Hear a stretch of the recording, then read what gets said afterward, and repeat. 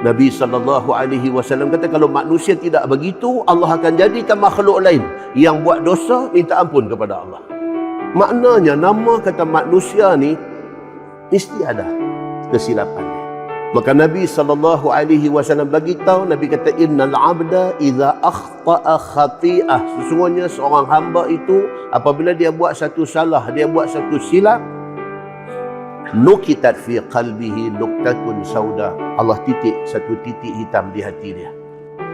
Fa idza huwa nazak, apabila dia stop daripada buat salah itu, wastaghfara, dia istighfar, minta ampun kepada Allah, wa taba, dia bertaubat kepada Allah atas silap dia, suqila qalbu, Allah bersihkan balik hati dia. Buat salah itu normal, tetapi bertaubat itu yang Allah nak. Bila dia bertaubat kepada Allah, suqila qalbuh, Allah padam balik titik hitam itu, Allah bersihkan hati dia daripada titik hitam itu. Wa in ada, kalau dia repeat lagi, dia buat lagi dosa yang dia buat tadi, zida fiha,